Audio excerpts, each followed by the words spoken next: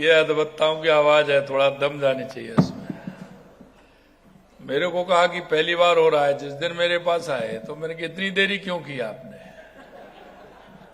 इसलिए दोनों हाथ ऊपर उठाइए, क्योंकि आप भारत मां के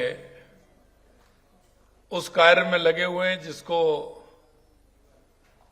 भारत मां के उस गरीब मजदूर आपसे जो इच्छा और अपेक्षा करता है ऐसे लोगों की, इसलिए जोर से बोलेंगे भारत माता की, भारत माता की, भारत माता की। आज के इस राज्य स्तरीय विधिक कार्यशाला में मंचासीन कैबिनेट में मेरे साथी संसदीय कार्य एवं विधि मंत्री भाई जोगाराम पटेल जी, आपके अपने ही महाधिवक्ता राजस्थान श्री राजेंद्र प्रसाद जी, मुख्य सचिव राजस्थान सरकार श्री बी श्रीनिवास जी, महानिदेशक पुलिस राजस्थान श्री राजीव कुमार शर्मा जी, इसमें आए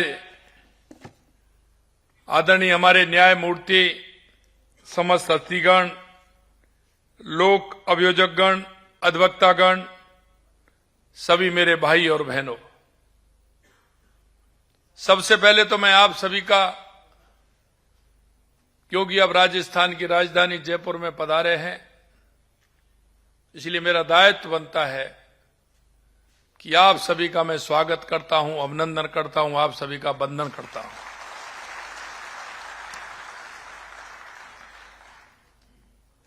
ये कार्यशाला अगर आप अपने मन में विचार करेंगे तो इस कार्यशाला का बहुत बड़ा महत्व है, और महत्व इसलिए है कि जो मेरे सामने बैठे हैं वो लोग हैं जिसमें हमारा जो समाज है वो उन पर विश्वास करता है। विश्वास के साथ साथ वो आपका अनुसरण भी करता है। आप जो कहते हैं वो उनके लिए एक, सही वाक्य में मैं अगर कहूं तो उनके जीवन का एक आधार बन जाता है, क्योंकि आप जो कहते हैं और आपसे जो उनका काम पड़ता है उसके बारे में उनके मन में जो जिज्ञासा होती है उस जिज्ञासाओं का समाधान करते हो।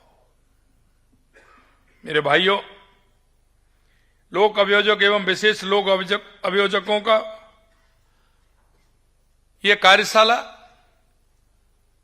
हमारे नए अपराध कानूनों, साइबर कानूनों, दिव्यांगजनों से जुड़े कानूनों, जागरूक, संवेदनशील और दक्ष तो बनाता है, लेकिन इसके साथ साथ इस कार्यशाला में आपको सरकारी अधिवक्ता या अभियोजन अधिकारियों का प्रशिक्षण एवं क्षमता वृद्धि करता है, न्याय व्यवस्था को अधिक प्रभावी और संवेदनशील एवं आधुनिक बनाना, नवीन आपराधिक कानूनों के प्रभावी क्रियान्वयन पर प्रशिक्षण, न्यायालयों में नई विधियों के व्यवहारिक अनुप्रयोग पर चर्चा, साइबर अपराधों की रोकथाम, डिजिटल साक्ष्यों के उपयोग एवं विशेषज्ञ मार्गदर्शक, तकनीकी अपराधों से निपटने में अभियोजन की भूमिका पर विमर्श, दिव्यांगजनों विशेष रूप से सक्षम व्यक्तियों के लिए संवेदनशील न्याय व्यवस्था पर विचार विमर्श, न्याय को अधिक सुलभ,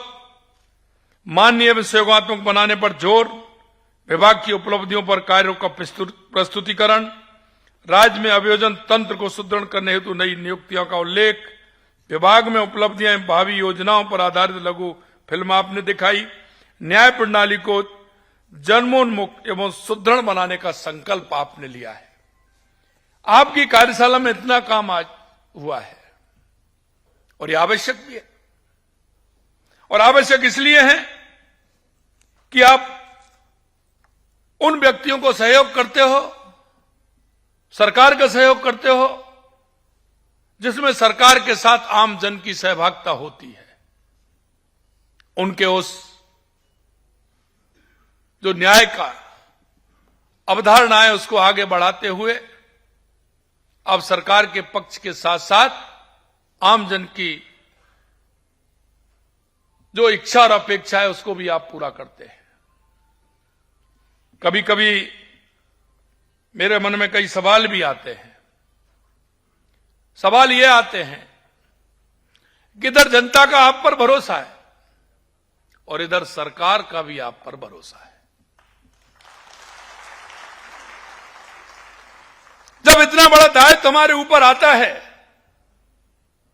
तो वो हमें सोचने को मजबूर भी करता है कि हमें क्या करना चाहिए, कैसे करना चाहिए। मैं मान सकता हूं कि आपका समय ज्यादा हो सकता है। आपके काम के आधार पर आपके वेतन का आंकलन नहीं किया जा सकता है, क्योंकि आप जन और राष्ट्र दोनों की सेवा करते हैं। राज्य के प्रति जो कर्तव्य भाव होता है उसको भी पूरा करते हैं और आम जन के प्रति जो सहयोगात्मक भाव और न्याय दिलाने की भावना जो होती है उसको भी पूरा करते हैं। इसका कोई, मेरे भाइयों, मूल्य नहीं हो सकता, इसका कोई आधार और कुछ नहीं बन सकता। क्योंकि जब हम देखते हैं, हमें यह भी पता है कि जब आप सरकार का मुकदमा लड़ते हैं, जीत करके आते हैं, तो हो सकता है सामने वाला जो व्यक्ति है उसकी इच्छाएं, अपेक्षाएं कुछ और हों, लेकिन आप राज्य के कार्य के लिए हैं, आप राष्ट्र के कार्य के लिए हैं। इसलिए आपको आंकलन भी उसमें उसी दिशा में करना होगा जिससे हमारे राष्ट्र और हमारे प्रदेश का भला हो सके। हमें न्याय व्यवस्था को अधिक प्रभावी बनाने के लिए क्या योगदान दे सकते हैं? साइबर अपराध में डिजिटल लेन देन पर, महिला सुरक्षा तथा नागरिक अधिकारों से जुड़े अनेक विषयों पर कानून और प्रशासन की भूमिका क्या हो? अधिक जिम्मेदार और संवेदनशील बनना क्या आवश्यक नहीं है? यह विचारणीय विषय है और निश्चित रूप से हमें समय मिलने पर इसके बारे में सोचना भी चाहिए। साथियों, हमारे लोक अभियोजक और विशेष लोक अभियोजक न्याय व्यवस्था की एक महत्वपूर्ण कड़ी है। आप केवल आपराधिक मामलों में राज्य का प्रतिनिधित्व नहीं बल्कि सत्य, न्याय और संवैधानिक मूल्यों की भी रक्षा आप करते हैं। राजस्थान सरकार का स्पष्ट संकल्प है कि आमजन को न्याय सहज और सुलभ तरीके से मिले। बदलते कानून और न्याय दृष्टिकोणों के अनुरूप अधिकारियों का निरंतर प्रशिक्षण अत्यंत आवश्यक है। यह आयोजन उस दिशा में एक सार्थक पहल है और हमारे देश के यशस्वी प्रधानमंत्री नरेंद्र मोदी जी कहते हैं कि न्याय त्वरित, पारदर्शी तरीके से पहुंचे, जो लोगों की इच्छा और अपेक्षा होती है। मित्रों, हमारी थोड़ी सी लापरवाही से जो गरीब गांव से चल करके, ढाणी से चल करके किसी गाड़ी में, किसी उसमें बैठ करके जब वो आता है, वापस जाता है, फिर आता है, फिर वापस जाता है, ये भी उसके लिए न्याय संगत नहीं है। क्योंकि उस गरीब की पीड़ा अधिक होती है। जितनी बार आएगा उतना उसका अर्थ भी उसका खर्च होता है। हमें चाहिए कि हम उसकी किस तरह से मदद कर सकते हैं। हम उसको न्याय सुलभ की बात करते हैं, लेकिन सुलभ न्याय हम कैसे करा सकते हैं? क्योंकि गरीब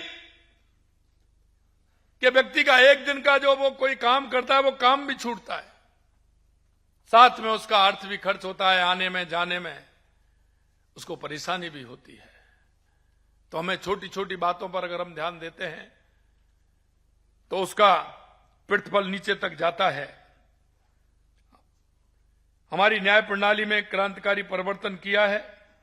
प्रधानमंत्री जी ने डिजिटल इंडिया एवं ई गवर्नेंस के माध्यम से न्याय प्रणाली को आधुनिक बनाने पर बल दिया है।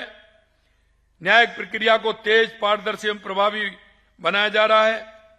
माननीय प्रधानमंत्री जी ने 3 नए कानूनों के माध्यम से भारतीय न्याय प्रणाली को औपनिवेशिक सोच से मुक्त कर भारतीय बनाने का साहसिक कदम भी उठाया है। ये एक ऐतिहासिक सुधार है जिसमें हर व्यक्ति के लिए न्याय की सुलभता सुनिश्चित की गई है। इन नए कानूनों की सबसे बड़ी विशेषता यह है कि ये आम नागरिक को केंद्र में रखते हैं। नए कानूनों में दंड के स्थान पर न्याय को प्राथमिकता दी गई है। इसलिए नए कानून का नाम भारतीय दंड संहिता के स्थान पर भारतीय न्याय संहिता रखा गया है। मित्रों, राजस्थान की अगर मैं बात करूं तो जिस तरह से मांग आपके द्वारा हमारे पास आई, राजस्थान सरकार ने तीनों नए कानूनों को सफल क्रियान्वित के लिए प्रतिबद्ध है। पुलिस और अभियोजन को इन कानूनों की पूरी जानकारी देने के लिए प्रशिक्षण कार्यक्रम चला रहे हैं। लोक अभियोजकों और विशेष लोक अभियोजकों के लिए आयोजित की जा रही कार्यशाला भी है। हमारी उसी सोच को, समर्पण को दर्शाती है। हम नए कानूनों की निहित मंशा के अनुरूप प्रदेश भर में अदालतों की संख्या बढ़ा रहे हैं। हमने 42 न्यायालय स्थापित किए हैं। हमने फलौदी, डीडवाना, कुचामन, खैरतल, तिजारा, ब्यावर, बाड़मेर, डी, कोटपुतली, भैरोड़ एवं सलूमर में जिला एवं सेशन न्यायालय भी खोले हैं। बड़ी सादड़ी, केशोराय पाटन, केम्पकोट के स्थान पर नियमित अतिरिक्त जिला एवं सेशन न्यायालय स्थापित किया है। झुंझुनू, प्रतापगढ़, टोंक, राजसमंद, चित्तौड़गढ़, बारां और सीकर में विशिष्ट न्यायालय भ्रष्टाचार निवारण अधिनियम स्थापित किए हैं। हनुमानगढ़, सवाई माधोपुर, चूरू, बीकानेर, जोधपुर में विशेष न्यायालय पॉक्सो 1 खोले हैं। झुंझुनू में विशेष न्यायिक मजिस्ट्रेट NI एक्ट न्यायालय खोला है। नदबई, चाकसू, छोटी सादड़ी, सांगोद, उनियारा, चौटन में और बर में अतिरिक्त जिला एवं सेशन न्यायालय स्थापित किए हैं। खैरतल, तिजारा, डी के पहाड़ी में सिविल न्यायाधीश एवं न्यायिक मजिस्ट्रेट न्यायालय का सृजन किया गया है। न्यायालय में भवनों का आधुनिकीकरण किया जा रहा है। डिजिटल न्याय प्रणाली को मजबूत किया जा रहा है। वीडियो कॉन्फ्रेंसिंग की सुविधा प्रदान की जा रही है। हमने 27,000 से अधिक लोगों को विधिक सहायता उपलब्ध करवाई गई है। राजस्थान पीड़ित प्रीतिकर स्कीम के तहत 4,000 पीड़ितों को 85 करोड़ रुपए की सहायता प्रदान की गई है। 1,20,000 विधिक साक्षरता शिविर आयोजित हुए हैं, जिनमें करीब 77 लाख लोग लाभान्वित हुए हैं। साथियों, जब हमारा दिव्यांग व्यक्तियों को दया का पात्र नहीं बल्कि दिव्यता का प्रतीक समझने लगता है, तभी उनके कल्याण का सच्चा कार्य शुरू होता है। हमें उस ओर भी ध्यान देना चाहिए। माननीय प्रधानमंत्री श्री नरेंद्र मोदी जी ने दिव्यांगजन अधिकार अधिनियम 2016 लाकर दिव्यांगजनों के लिए शिक्षा, समानता, गैर भेदभाव और बाधा मुक्त वातावरण का निर्माण किया है। इसी के साथ साथ हमारा साइबर सुरक्षा, इसमें हमें उतना ही सचेत रहना होगा, क्योंकि आप जानते हैं कि जिस तरह से आज साइबर की स्थिति सभी जगह जो बढ़ रही है, हमारी सरकार प्रदेशवासियों की साइबर सुरक्षा को लेकर के भी अत्यधिक सजग है। हमने साइबर खतरों से बचाव हेतु साइबर सुरक्षा सिमुलेशन लैब की स्थापना की है। ऑपरेशन साइबर शील्ड चलाकर साइबर अपराधों पर अंकुश लगाने एवं साइबर अपराधियों के खिलाफ प्रभावी कार्रवाई करने का काम भी हमने किया है। 3,500 से अधिक संदिग्ध साइबर अपराधियों को चिन्हित कर 171 प्रकरण दर्ज किए हैं। करीब 10,000 साइबर जागरूकता कार्यक्रम आयोजित किए गए हैं, जिनमें 12 लाख से अधिक लोगों को साइबर सुरक्षा के प्रति जागरूक किया गया है। राज्य के समस्त पुलिस थानों पर साइबर हेल्प डेस्क स्थापित किए गए हैं और वर्ष 2030 तक समस्त पुलिस जिलों में साइबर पुलिस स्टेशन स्थापित किए जाएंगे। हम इसको चरणबद्ध तरीके से कर रहे हैं।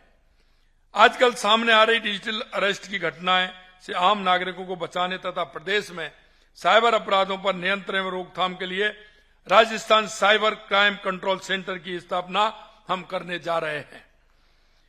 हम साइबर अपराधों के एआई आधारित विश्लेषण की व्यवस्था करेंगे, साइबर हेल्पलाइन के लिए कॉल सेंटर स्थापित करेंगे। मित्रों, मैं आपसे एक ही बात कहना चाहता हूं, ये वो विषय हैं जो विशेष करके हमें रुचि लेकर के इन कामों को हमें करना पड़ेगा। यह प्रशासन, पुलिस और आप सबका मिलकर के काम होगा, क्योंकि नए नए तरीके से साइबर क्राइम होते हैं, उन पर किस तरह से हम कर सकते हैं। हमने उसके लिए कहा है कि हमारी पुलिसिंग भी आधुनिक होनी चाहिए। उसके लिए जो इंस्ट्रूमेंट की आवश्यकता है, हमने उनको कहा है कि वो लाइए, करिए,